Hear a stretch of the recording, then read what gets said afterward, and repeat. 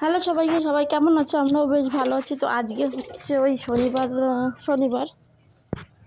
তো দেখো আমি রান্না বসিয়ে দিয়েছি। আজকে আমার মেয়ে যেহেতু মাছ মাংস খায় না, তো বলছে কি রান্না করব, কি খেয়ে যাবি, এই সবজি খেতে চায় না, তিতো তো খাবেই না। তারপরে তাই জন্য বলছে কি খেবি তুই, তাই বলছে কি যে দিয়ে আমার জন্য ডাল করো আর আমি আচার দিয়ে খেয়ে নেবো। সেই জন্য দেখো ফটাফট ভাত বসিয়ে দিচ্ছি।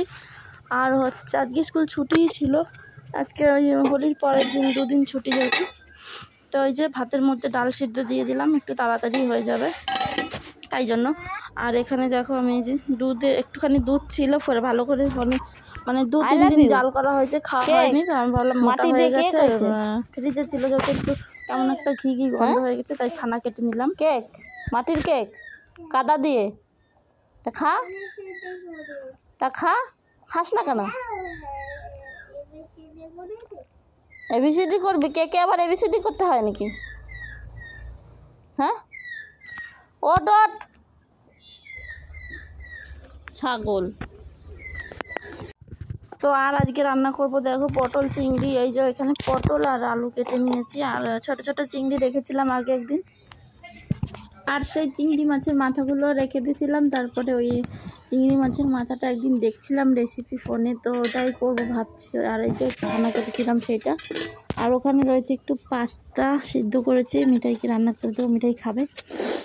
তো এই তো ভাত আমার প্রায় হয়ে গেছে, ভাতটা এখন নামাবো, তারপরে এই যে পাস্তাটা ওকে রান্না করে দেবো, তারপর আমি রান্না চাপাবো তরকারি। তো মাথাটা দিয়ে রান্না করবো, চিংড়ি মাছের মাথাটা দিয়ে ওই পেঁয়াজ, রসুন, শুকনো লঙ্কা, কাঁচা লঙ্কা ভেজে তারপরে বাটা করবো। ওই বাটাটা দিয়ে আমার ভাত খাওয়া হয়ে গেছিলো, বেশ ভালো লেগেছিলো। তো এখানে দেখো আমি ডালটা ভাতের মধ্যে যেটা সেদ্ধ দিয়েছিলাম ওটা ভালো করে ঘুটে জল দিয়ে ফোড়ন দিয়ে তারপর ডালটাকে নামাবো। আর এই যে ওগুলো মাছের মাথাগুলো আগের দিন আমি বেছে পরিষ্কার করে রেখেছিলাম, বরফ হয়েছিল তাই জন্য এই যে জল দিয়ে ভিজিয়ে রেখেছি। আর এখানে এই যে ফোড়ন দিয়ে দিয়েছি ডালটায়, মুসুরির ডালটা, ওই টমেটো, শুকনো লঙ্কা, জিরা, পেঁয়াজ এগুলো দিয়েই ডালটা করছি। তারপরে ডাল করার পরে দেখো এটা ভালো করে আমি ভেজে নিয়েছি। এই যে বললাম আমি পেঁয়াজ, রসুন আর হচ্ছে শুকনো লঙ্কা আর কটা সর্ষে দিয়েছিলাম ওর ভেতরে।